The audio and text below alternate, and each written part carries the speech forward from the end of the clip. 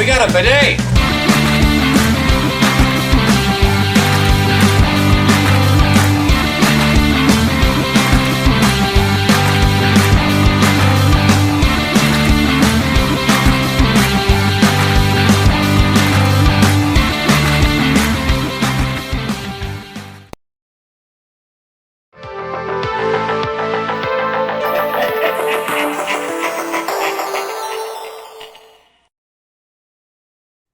Hey everybody, and welcome back for another video. In today's Shoot the Sheev podcast, we're talking about something that we did, I don't know, quite a while ago. It's probably about almost 5 years now. I think we did it in 2018, and it was probably the coolest Star Wars experience I've ever been a part of. And that goes to say a lot, because with us being Star Wars fans, we've done a lot of things with Star Wars experiences. So just to kind of give an introduction to what this thing was, is it was called The Void, and it was at Disney World, the one that we were able to go to, because it was actually a place that had multiple locations, but it happened to be in Disney World when we went. And it was a 4D experience. I think that's what you'd call it. It's virtual reality, but you actually got to move around and do things. I guess the best way to describe it is, you put on a bodysuit essentially. It had a hefty weight to it. I think it was probably like 5 pounds at least, It was kind of like a paintball, or not paintball, like a laser tag vest. but much heavier. I remember my knees buckling a little bit when it first got on my back. But yeah, so you put on this suit, and then you have a headset that is your virtual reality headset. Um, but once you actually get into the game and everything, it's something that you can walk around and explore, which was insanely cool. So the one that we did, I don't remember the exact, was it Secrets of the Empire? I think that's what it was called. I'm not sure what the name of it Yeah. was. Secrets of the Empire. I just looked it up. So They, they, essentially, they had two of them that you could choose from at that location. One was that one, and then the other one was Wreck-It Ralph themed. right. And so we went with the Star Wars one because we're huge Star Wars fans. If we probably would have had time and honestly the money, because I think this was like $40 a person or something like that, we probably would have done both. But yeah, the idea of the game is that you are a group of rebels where you are able to steal some Imperial armor and a ship. So all of you are stormtroopers, and you can tell who each other is based on the color of your shoulder piece.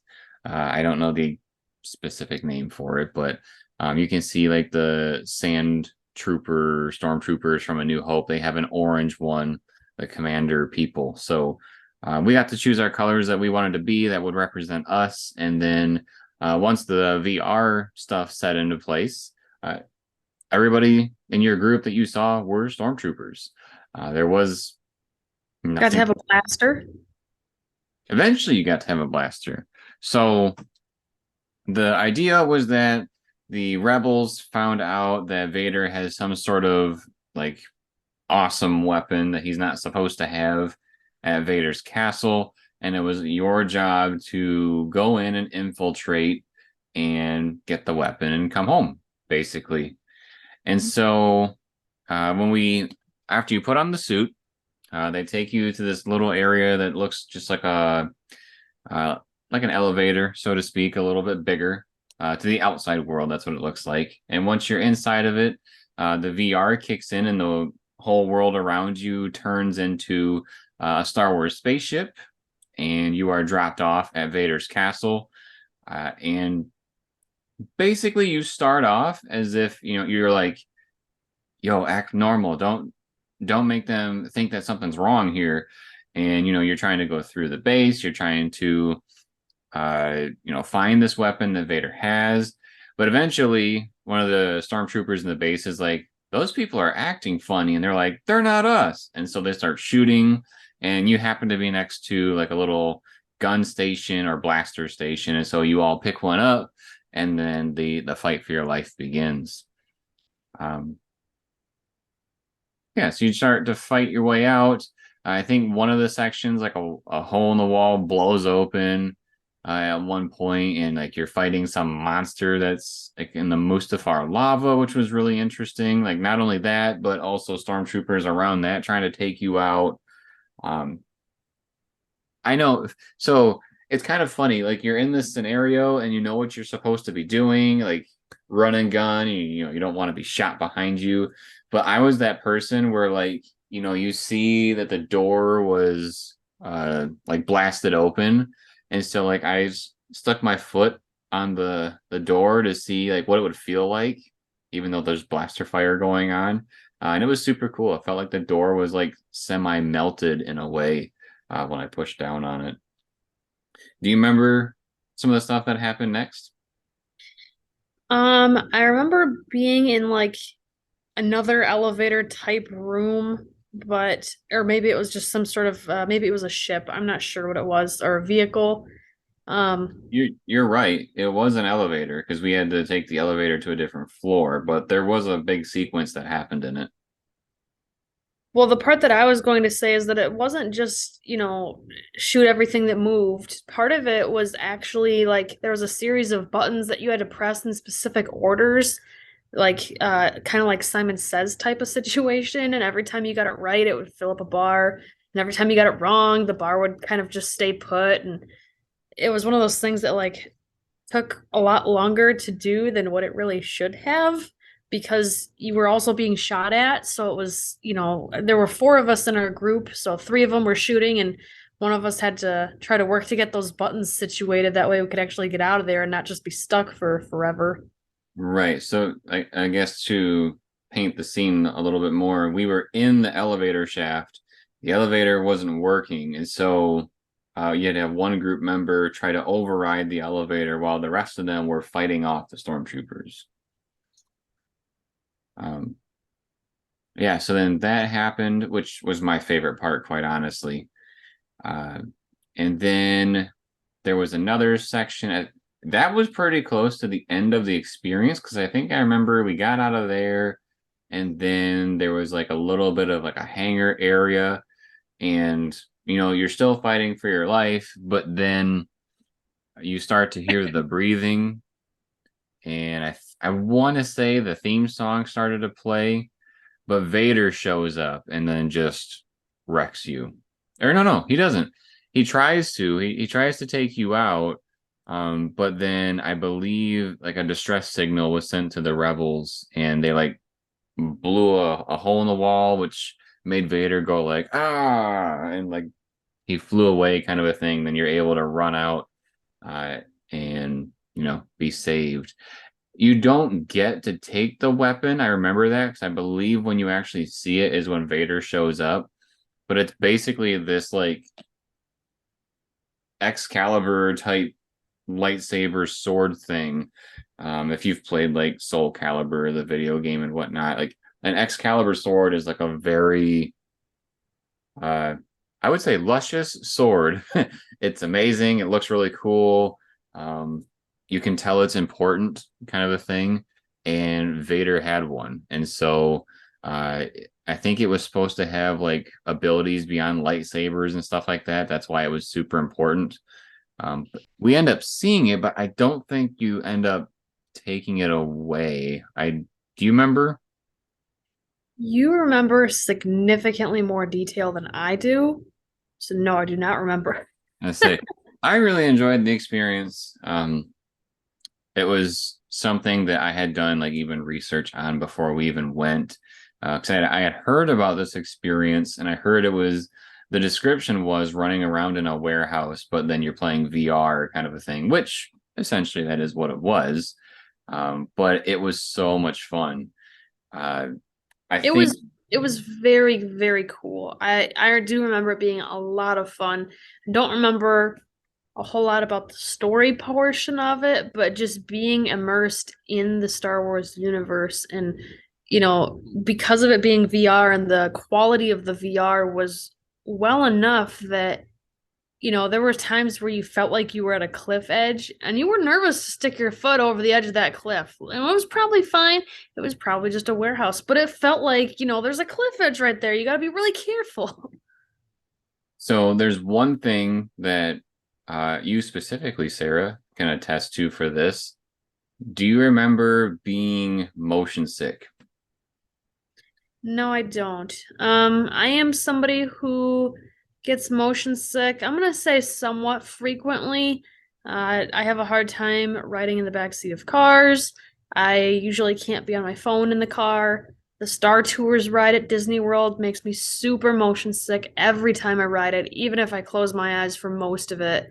But the VR experience that we are talking about right now at the Void, that did not make me motion sick. I think a good chunk of that is because you are in control of how fast you're moving. It's not so much the screen moving around you, it's you moving the screen because you're walking to different places and whatnot. And of course there's, like ships and stuff flying by you or blaster fire. So it's not like everything's just a stop motion picture and only moves when you move. I don't mean that. Um, but you're more in control over your movement, which makes it easier to not be motion sick. Yeah, I didn't have any issues either. Because even with like PlayStation VR that we have, sometimes I can only play for so much at a time because I start to get like a headache. Whereas this, I didn't feel it one bit. I think I was just so excited to be doing it that I just kind of ignored everything. Like there's no way I can feel motion sick at all because I'm focused on so many other things. I want to say there was times too where like we were supposed to be moving on to a next section and you were just so um what's the word? Mesmerized. Yes. And just wanted to look at and touch and feel and see everything.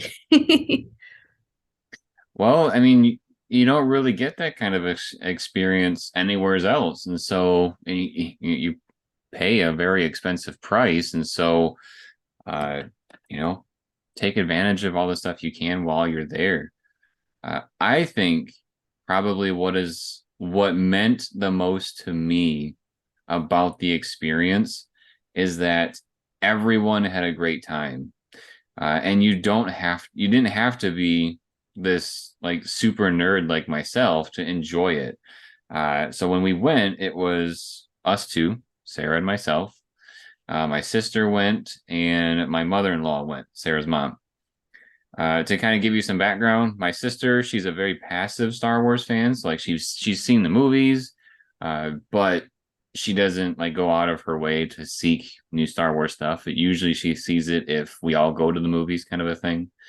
My mother-in-law, I believe she has seen all the movies, but also if you don't like show her it, she probably won't see it, kind of a thing for Star Wars. It's if the group is doing it, I'll go watch it, kind of a thing. Um, and just to kind of give that perspective, and those people really enjoyed it, I think that speaks a lot of volumes to what it was like to experience the void and actually be in the Star Wars world. Because it wasn't just, oh, that was neat, kind of a thing. It was like, that was awesome from everybody. So I don't really know what the the state of the void is right now. Last I knew, they are not at Disney World anymore, but they had tons of attractions where I was like, man, like the next time we go to Disney, I want to hit up both of these things, kind of a thing. Because, like Sarah said, there was Wreck It Ralph at one point. I know from their website in the past, they've had Jumanji, which was really cool. I think they had a Ghostbusters. They also had things that weren't licensed. So, like a haunted house that you would go through or a haunted mansion, not to be confused with Disney's haunted mansion, but just a scary thing to go through. Um, yeah, very, very cool experience. I think my only complaint is that it felt short. And it felt short because it went so fast. Um, if you had to guess, how long would you say the total time was that we were in there? Because I want to say like 15 minutes. Well, just from my little research that I did on just trying to see if they're even around anymore, it was like 20-minute experience for any of them that you go to. Right. So not that that's bad, but just it was so exciting I didn't want to leave, you Right. know? So it's like a backhanded compliment of I wish it was longer because I enjoyed it so much. Yeah. And it's unfortunate now because looking back, I would totally do it every single time if I knew where it was located. Like if we go somewhere and it's at our vacation spot, I'd be like, we're doing that if we haven't done, XYZ experience yet. So it's unfortunate it's gone, but I'm very glad that the group I went with was willing to throw $40 in the pot and have some fun with it. When we come back, we're going to talk about another Star Wars experience that we've done, so stick around. Have you seen The Mandalorian? Do you wonder what Operation Cinder was that they mentioned in this show? Well, we got you covered because we have an entire playlist dedicated to the Star Wars Battlefront 2 campaign, which highlights Operation Cinder. So if you check out our playlist, you'll be able to see what actually happened with Operation Cinder and know what they're talking about with the show. Now back to ours. Welcome back, everybody. We're going to talk about another Star Wars experience that we've gone through. We're going to kind of go, I don't know, back and forth between a handful of different ones, I suppose, as far as like whether they're at Disney or not. One of them that was not at Disney that we tend to go to every year, at least one of them per year, are Star Wars nights at sporting events. So we've been to a hockey game with it. We've been to a baseball game.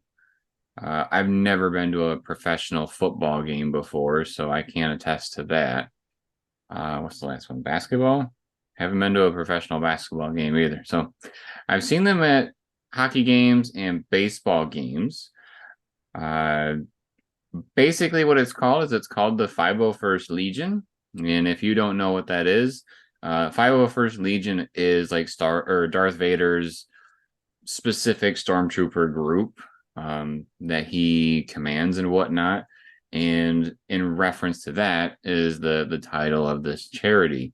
And so it is a charity where, if you have I don't want to say movie quality, but very nice quality cosplay outfit of a Star Wars character, you can sign up to be a part of this charity group. But basically, they just show up to different sporting events and try to have a good time with the fans of the sports teams, of course. Pick photo ops with uh, adults and kids. Uh, I think what I really enjoy when these things happen is how much integration that the organizations put into it. So what do I mean by that? So like there was one time we went to a hockey game where when they were doing the introductions, the lights went down and the organization made a video of basically, like the opening crawl of a Star Wars movie, and they were talking about the sports teams that were playing that night. And then, it panned down and it was like the Millennium Falcon escaping some TIE fighters, and then it showed like a video of the Millennium Falcon flying to the city we were in for the event and then landing at the venue. And so it was like super immersive between Star Wars and the sport. So that's some cool stuff. Like throughout the game, they might play some like random Star Wars things. So like, let's say your team scores for hockey, they might do the nice shot, kid. That was 1 in a million kind of a thing after the goal happens. So cool things like that. I think that's what I enjoy the most is how much integration that they do. So, which, when you see one that does it very well, and then you go to one that doesn't do it very well, it can actually stink quite a bit when you go there and they don't integrate very much. Have you experienced that before? Experience what? One with lacking integration. Oh yeah, same team.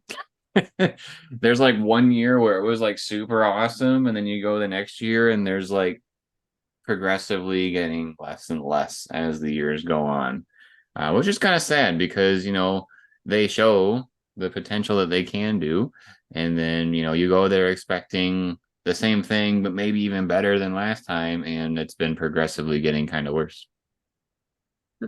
I will say it's very different between like a baseball team and a hockey team that has the 501st. The things I've been describing was at like a hockey arena where you have like all that cool stuff you can do. At a baseball game, probably the most common thing that I see that they do is like put a Star Wars twist on the players when they put the players up on the scoreboard. It's like when they have their name and their stats and their picture, they might put them in like a Star Wars costume or something. Uh, Sometimes they play off their name, sometimes they don't, but it's still at least fun to have that happen. I have been to a good handful of games where, and specifically baseball games, where the jerseys that the home team uses are Star Wars themed, and then after the game they auction them off for charity. So you can purchase game worn jerseys of the Star Wars theme from the game. So that's super cool. I have not bought one yet. I have considered it, but I will tell you the one that I really want has already been used. So I don't think I will ever get it again, unfortunately, because they change them every year, and I have not seen a repeat yet.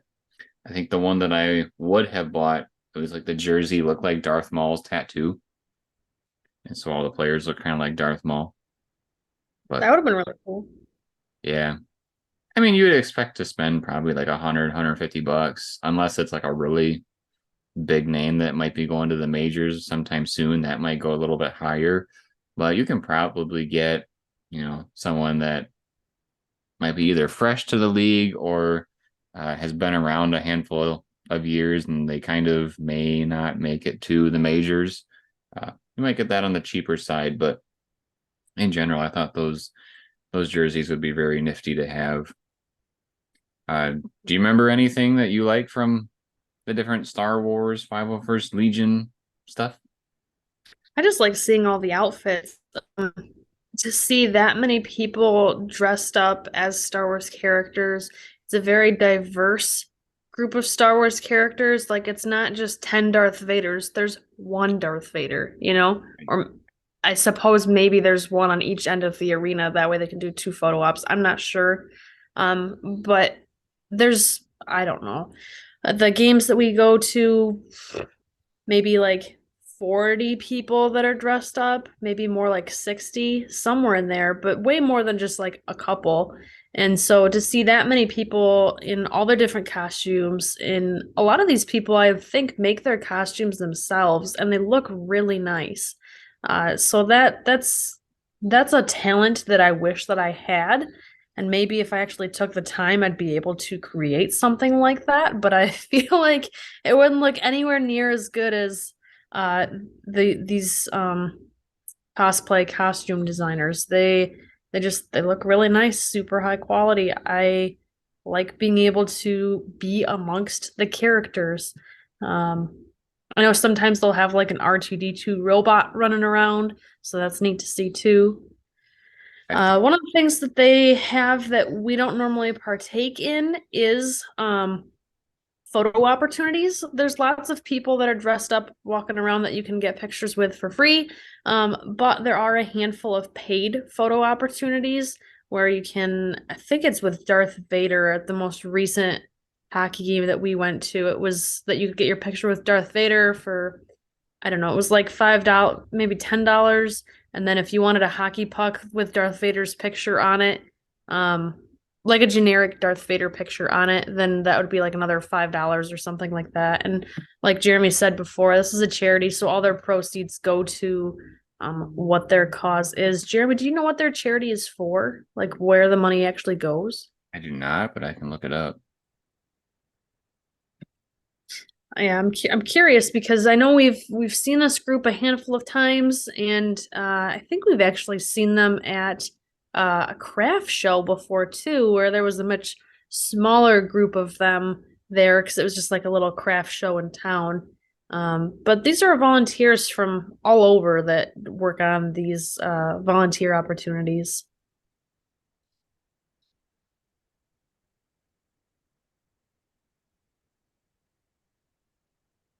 If I had to say one of the cooler costumes that I think was really neat, I'd say I know which one is my favorite. one that comes to mind as kind of a more recent one would be Ray because I feel like she really looked like the character. So I thought that was neat. Um, anybody can put on a stormtrooper helmet and look like a stormtrooper, but to actually look like the character of a person, that's a lot more, a lot harder to find.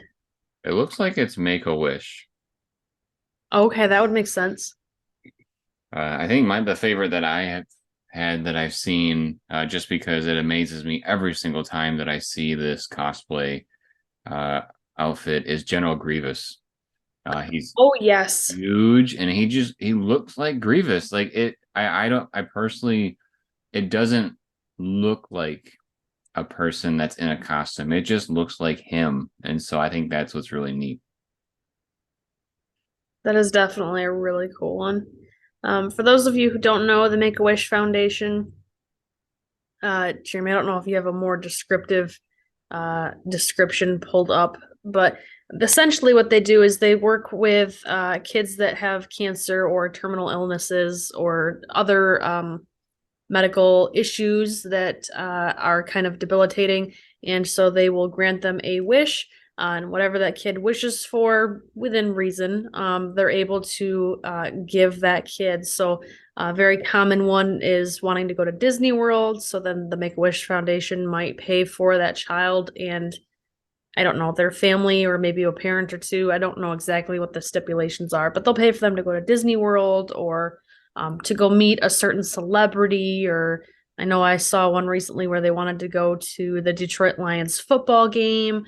So the family got to go to the football game and I think have a meet and greet with some of the players and get a signed football. So they just try to do something to really brighten that child's day and give them a day that's kind of all about them with to kind of as a distraction from all of the medical issues that they might be going through. So for this for the five did you say it's 501st? 501st Legion. Yep.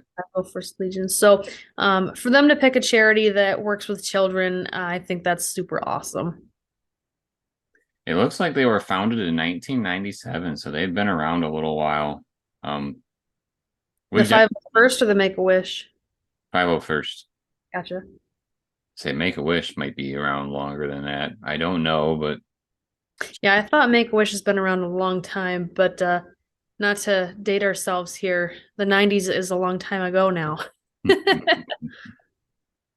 uh, but yeah, I there's some other cool things that can happen. You can sometimes they have merch that you can buy that's inspired by whatever team that they're at, and they don't. It's not like a local charity either. I mean, this thing is, I think it's nationwide in the United States. We are from the United States, so uh, I think when I watch baseball, I tend to see even in other ballparks, Star Wars Night that comes up, and that's usually what the 501st is for. So I'm pretty sure that this is all over the place. Obviously, it may not be the same people, but the organization itself, you know, is all over the place too. I wouldn't be surprised if they have like, a group in California, a group in Idaho, so on and so forth, kind of a thing. I think if I were to be a part of it, I'd probably have to just be a plain old stormtrooper and then maybe get my armor painted a little bit because, like you said, I'm not good with making things. That seems like the simplest outfit to buy that would be very close to scale. Because like although I want to be Darth Vader, I am not as tall as Darth Vader. I'd probably be looking like puny Vader. You don't wear stilts? Nope, I gotta wear stilts. Not my thing. unfortunately. Uh, It's probably difficult to be Darth Vader too because I don't think they do more than one per event. So they probably have a select few that get to be him and everybody else has to choose to be somebody else. well, maybe I'd have to be Vader so they don't have to see my face. No. um, yeah, probably the last little thing that I'll add here that I think is pretty neat is like if this happens to, well, no, I think it's probably fair to say at any sporting event, uh, they tend to participate in the like on field or on ice activities. So like when we're at a hockey game, for example, sometimes they play broom ball where the light side and the dark side go back and forth and try to beat each other at broom ball. Or if you have the little uh, mini games that they do at baseball games, they go out there and participate as well. Sometimes I think Vader like throws out the first pitch or delivers the hockey puck to start the game, all that cool stuff. So it's kind of dependent on the organization to see how much they want to get involved. But, if your town is or your team is involved with it, you can have a lot of fun. When we come back, we're going to talk about another Star Wars experience that we've been a part of. So stick around. Have you ever wondered what Amazon coffins are and what they're full of? Well, we got you covered here on the channel. Check out our playlist of our Amazon coffin unboxings where Sarah and I open up boxes that have Amazon returns and we share with all of you what we get in each of those boxes. If you ever wanted to get into liquidation and want to know what types of things you can find, check us out. Now back to our show.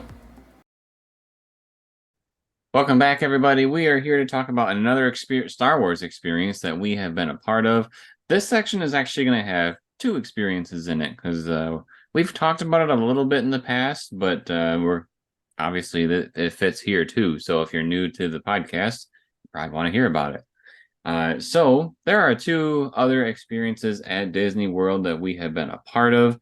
These both have been specifically in the Galaxy's Edge section of the. Did you just have an epiphany? Yes, I did. I remembered some other Star Wars experiences at Disney World. All right. Well, maybe we'll get a couple other ones. I don't know. The first two that I'm going to talk about, we're going to talk about the lightsaber experience and the droid experience. So, first things first, let's talk about the lightsaber. So, the lightsaber experience is essentially you're going to be making your own lightsaber. Some things that people may not be aware of is one, you have to make a reservation. Like you can't just walk up and say, I want to make a lightsaber. You do have to make a reservation on their website. Number two is it is expensive. It is very expensive. We each built a lightsaber when we went. I actually have mine. If you watch some of my videos where I don't have a background, sometimes you'll see it in the background.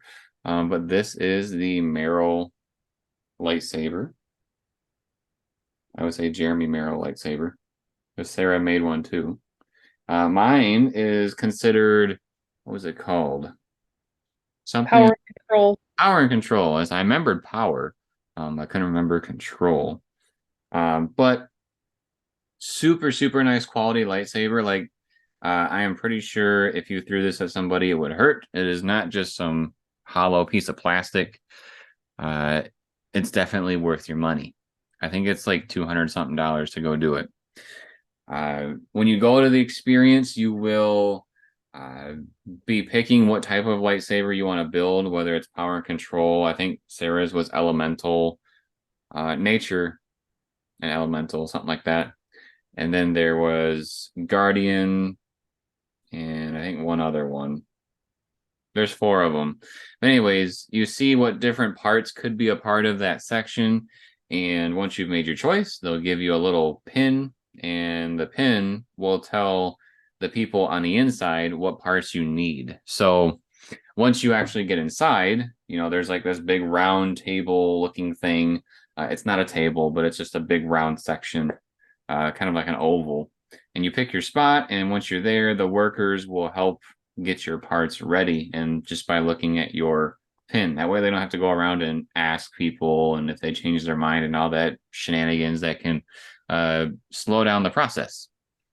Do you want to talk a little bit about once you're in there and what all happens? Yeah, so they had I'm gonna call him a narrator, kind of like a storyteller, who is there to guide you through the process. But he talked a lot about different elements, not just of building a lightsaber, but like of someone who is force sensitive and how you control the light side versus the dark side. And it was kind of almost kind of like a spiritual journey type discussion.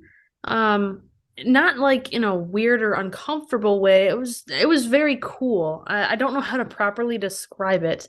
Um, but kind of just a way to make you feel immersed, like you are important and what you value is important to incorporate into your lightsaber because it is supposed to be personalized to you, and that it's not supposed to necessarily just be, oh, I picked this one because it's my favorite color, but like mine is nature and elemental, and I'm not sure if I don't remember if that's the exact title of my type, but that was the type that I chose because those are what was important to me. Whereas Jeremy is very much a Team Empire person, so he wanted a Empire type lightsaber.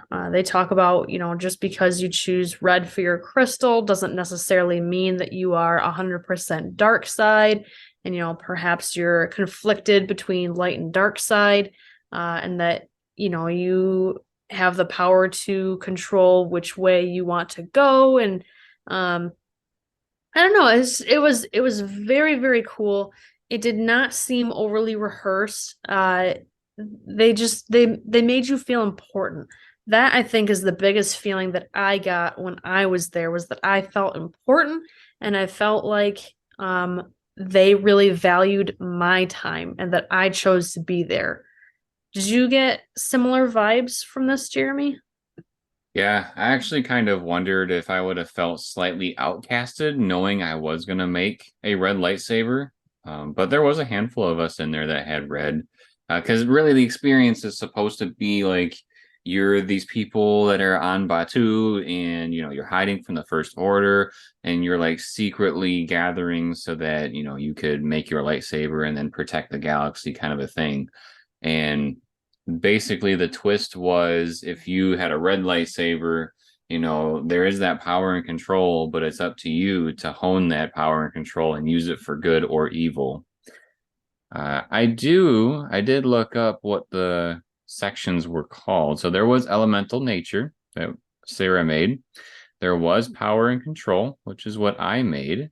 And then there is peace and justice, and then protection and defense.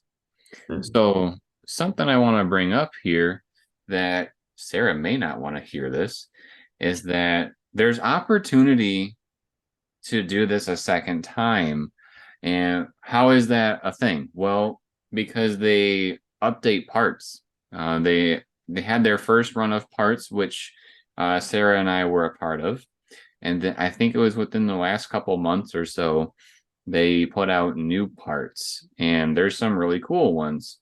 Um, I think the coolest thing that I really liked on Sarah's lightsaber was the Rancor tooth. She put a Rancor tooth on the edge of her lightsaber. Uh, I had debated a ton on whether or not I wanted to do that or not, but I knew deep down that the Jeremy lightsaber was power and control. So I had to make one that was power and control. I'm sure I I thought I've seen some parts that you can buy. I guess don't quote me on that.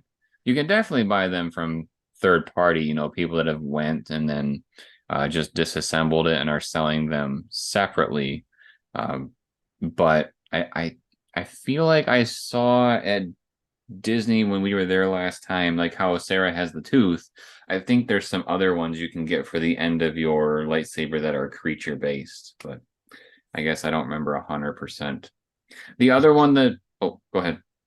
Before you dive into the next one, I just want to say if you're looking to build a lightsaber and maybe you don't care necessarily about the high quality and you don't like that high dollar price point because that's not of value to you, or maybe your child is wanting to build a lightsaber and you don't want to shell out 200 plus dollars for your kid just to break it, there is a different opportunity for you to build a lightsaber that's at the end of the Star Tours ride. And it's very much kind of like a build your own minifigure that Lego does, where you have the different plastic pieces, and it's like a children's toy. It's like what you would find at your local department store in terms of like a toy lightsaber, but you can choose different hilts and different blades and those types of things. For a much lower price point. I don't know what the price is, and maybe it depends on what pieces you pick. I'm not sure.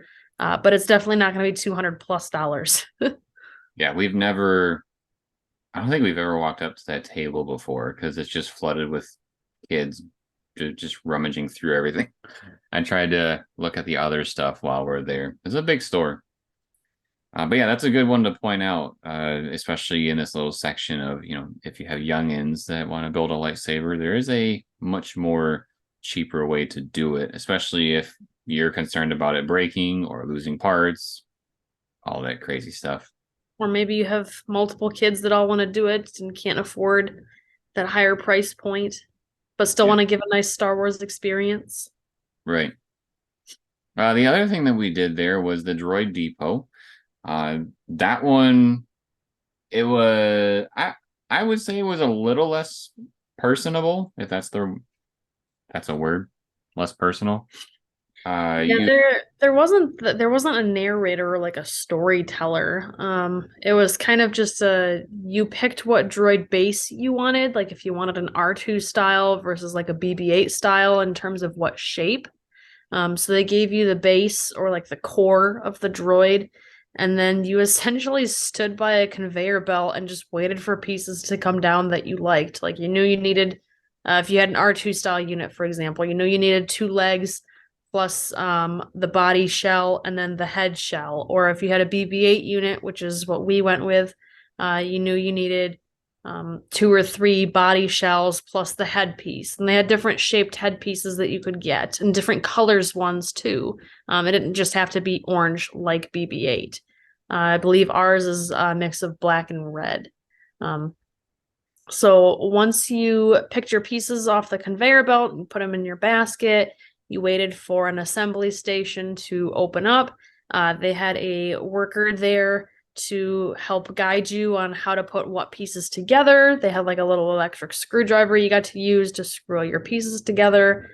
They gave you a remote control. That way you could test out your little droid unit right there. I know we and the people next to us had some issues about the left and right controls not working properly, so we had to have the motor unit replaced, which was interesting, just because you wouldn't expect us and the people next to us to have the same issue back to back. It seems kind of odd, but they were before able to swap it out. before you go further into it, I also had an issue with my build your lightsaber too, where it wasn't working properly. And so, kind of the moral of the story here, because it happened to us twice, like each experience had something go wrong.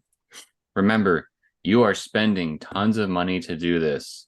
Speak up if something doesn't feel right. And, I think it's almost a rule at Disney that they can't have you leave upset or dissatisfied, kind of a thing. And so I would assume they have to try at least once to try to make it right. Like my lightsaber flat out didn't even work when I first tried it. And then they got me a new, what would you call that? It's not the centerpiece, but it's like the first piece that you build around, so to The speak. core.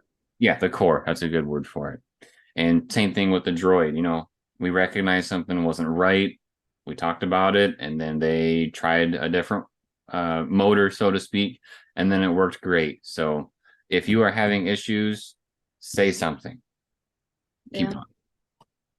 The last thing that I was going to say is that they essentially gave you a Build-A-Bear box for your droid to be able to take it through the parks and whatnot. Which Um, funny you say that because it pretty much was like a Build-A-Bear droid experience. right.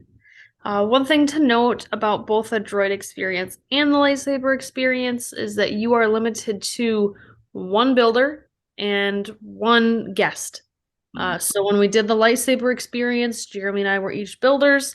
My mom was one of our guests, and then his sister was our other guest, since we were each allowed a guest. But when we did the droid, we only did one droid. So one of us was the builder, and one of us was the guest. And our my mom and his sister were not able to join us in that facility. So if you don't do well with small places, these places are pretty cramped. Um, The might get a droid might get a little claustrophobic. the droid one was way more cramped than the lightsaber. I think the lightsaber one is a little bit more tamed, just because it's only a certain amount of people that can be in that room at one time. Whereas the droid one, it seems like there's people all over the place. Like it was even kind of, uh, it was kind of, what would you say, not clear that we basically jumped straight to the front of the line. Because I think we almost like we got in line at first, the one that was wrapped outside the building, and then we were informed if we had a appointment basically that we got to go to a special line. So the droid one is a little bit more not so obvious of what you're supposed to do, but if you have an appointment, just try to go to the front and see where you're supposed to be. If you don't have an appointment, look for the long line because that's probably what it is. That's wrapped around the building. Yeah. One thing I forgot to note about the droid building is that you did get to choose a personality chip. So we made ours sassy, just because Yeah. it's a personality that we thought was fun. I think there was an add-on though. I don't think it comes with one. Yeah, that was an add-on. There's also like even if you don't build a droid, there is a section that is just a store. Again, it's in that cramped area, but there is a section of the Droid Depot where you can just buy merch as well. You can also buy additional parts for your droid. I know they've since we've done it, they've pumped out more customizable things that you can buy separately. Unlike the lightsaber experience where you can't buy the extra parts, minus the crystals. You can buy extra like crystals to change the color of your blade, but you can't buy the parts to the lightsaber per se.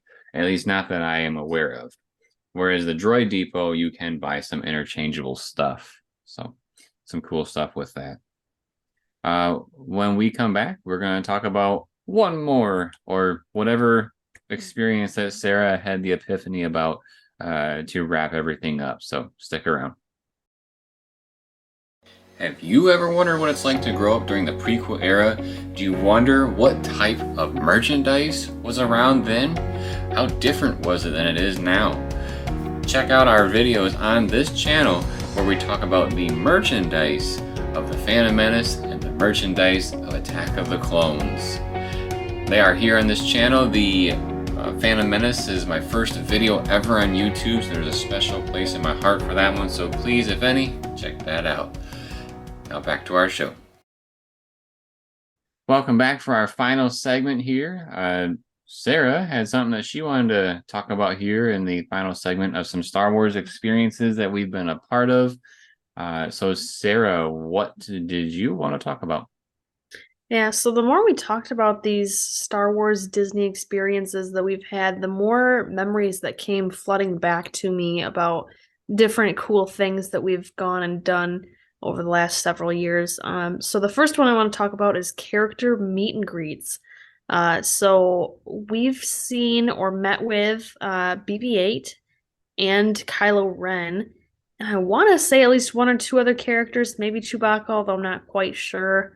The one that's most memorable for me personally is Kylo Ren, because getting to do a meet and greet with Mickey Mouse or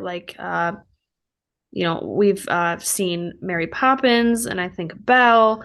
They're all very fun characters that are super friendly. Whereas getting to see Kylo Ren, he's a villain. He's not meant to be nice and friendly. He's kind of bossy and telling you, don't do that and what are you looking at? And I don't remember specific things that he said. I just remember his personality being kind of bossy and authoritative, which was kind of neat. In a way, it's a little bit of a role-playing experience because he is in charge of the First Order and he's going to tell you what to do. And if you don't like it, you can leave. I remember Um, exactly what happened when we met him. Go Uh, right on ahead. so he, wants you to join the First Order. So he's like talking about, joining the First Order. And I had walked up to him and I said, "Where do I sign?" And he looked at me like he was puzzled, like, did someone just say that kind of a thing? And he had said something about being a troublemaker. And I said, "No, the troublemaker is my sister." And so then he started messing with my sister. But when we were supposed to leave, I didn't know where the door was. And so he pointed at the door and he went, "Leave, like get out of here," kind of a thing. And I thought that was kind of like his only power move that he tried to do.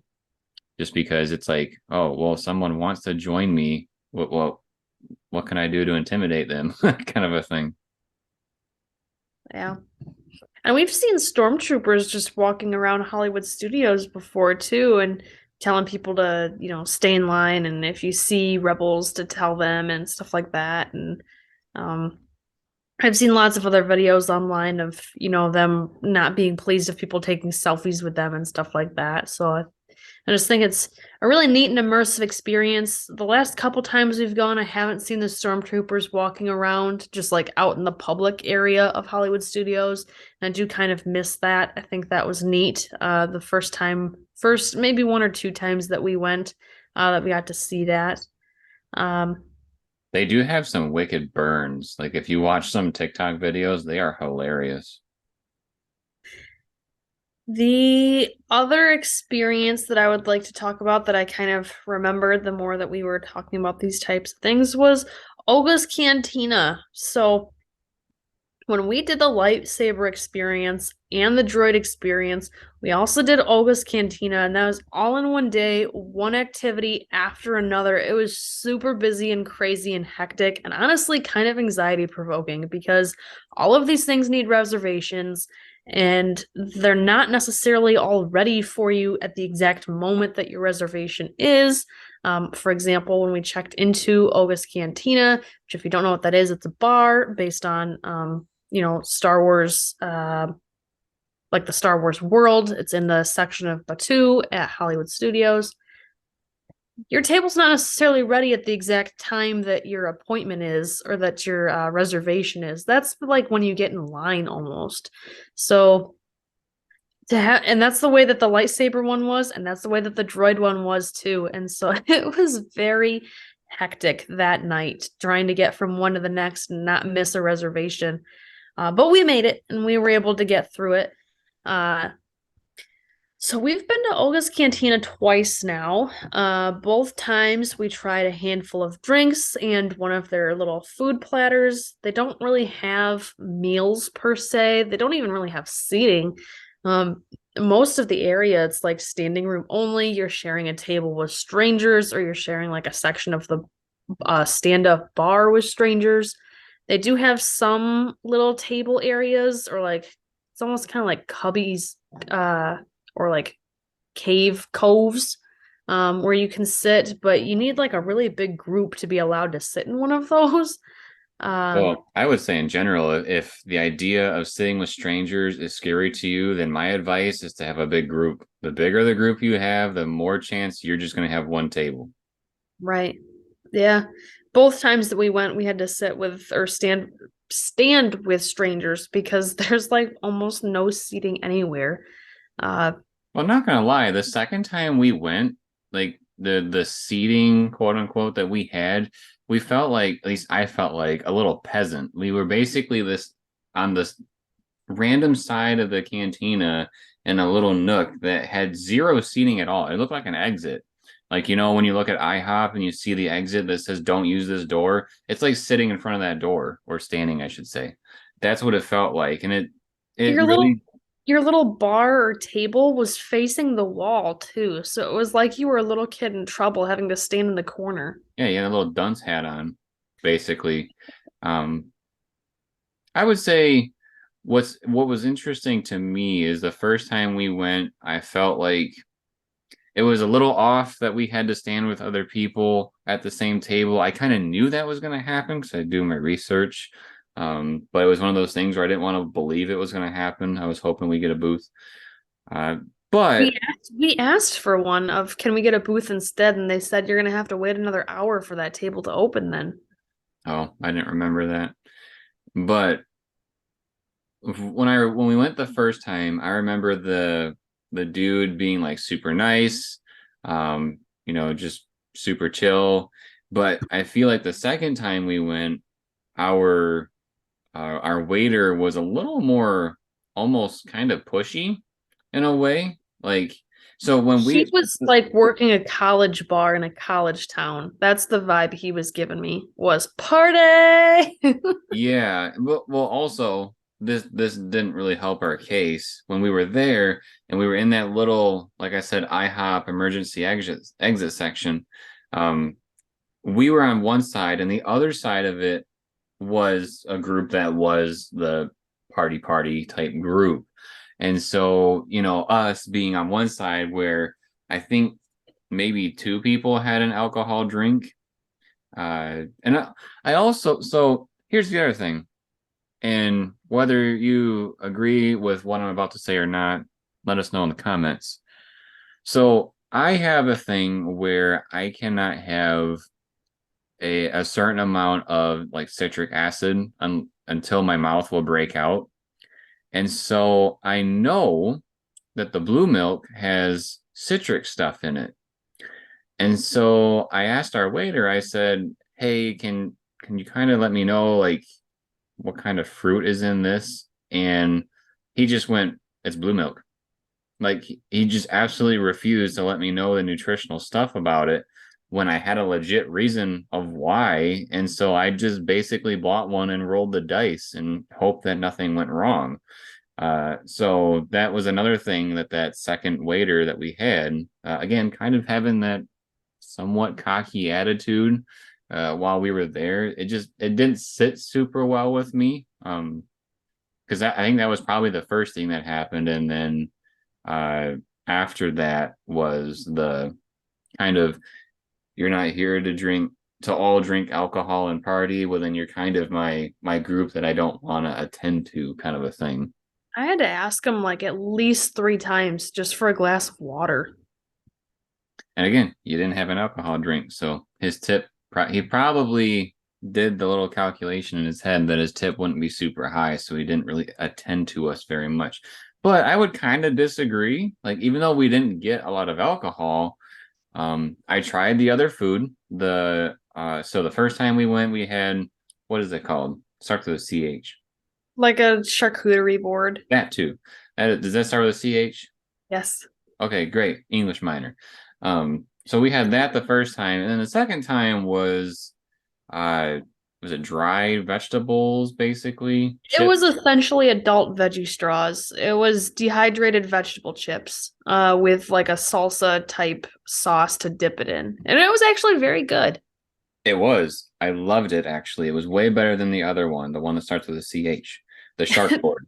So um I bought that and I bought the blue milk that came with an extra like cookie thing. It was like a bantha cookie that I'm sorry was terrible. Um, the blue milk was okay, but the adult veggie straw thing that you said, I think that was my favorite part of it. It makes me wonder if you can get those at the other restaurants or if it's only at the cantina. But I did enjoy that. That I'm not sure of. But just to touch on some of the other elements besides our experience with the waiters, you are basically, it almost kind of seems like an underground bar because you're like in a cave. Like the ceiling looks like a cave, the walls look like caves. It kind of feels like you're hiding out from the Empire a little bit just because it seems so secluded from the whole rest of the Batu area. They do have lots of really neat things to look at, aside from our seating, where we were basically staring at a cave wall with seriously no artwork. But behind the bar, there's some various tubes and things and like weird items to look at. They have a droid DJ who has a pretty neat personality. Just he actually talks and has different I'm gonna call it Star Wars type music that he'll put on, so it seems a bit more immersive because the music kind of vibes with the Star Wars type culture. So that I thought was neat as well. Yeah, and I think even though I don't think we have experienced this, but I have heard of it happening. Sometimes, like stormtroopers will come through the cantina bar as if they have, found it, and then they're looking for something in particular, and they you get the stormtrooper experience in the cantina. Again, we haven't had that. I don't think, at least I don't remember, but I have heard of it being a thing. Uh, so yeah, Yeah. They have some exclusive cups or glasses too. One of the first times we went, I got a really neat Ewok village type mug. I'm not sure that mug's quite the right word for it because it's as tall as like a tall glass. It's not like your typical coffee mug, but it looks like Ewok cave drawings all over it, and it's got like that brown ceramic look to it. We also tried a beer flight, which came in Rancor teeth, so you're able to keep the Rancor teeth glasses. They serve which these. which we have featured on this channel. You can see those in another video. Yes. They serve these things in those cups, but then they give you a fresh, clean one that's in a actual product box to be able to take home. So you don't have to worry about like, oh, now I got to take these sticky cups back home with me. Um, you're able to have that nice clean cup. And no, you cannot purchase just the cup. It is the same price whether you get it with the alcohol or without. So, if you are somebody who would want to try the alcohol, it's worth at least trying.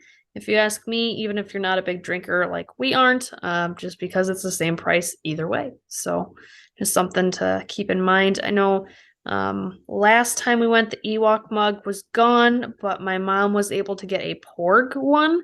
So that was really cool. It's kind of like there's a Porg carved into the whole side of the cup, as if it's like a Porg carved into a tree.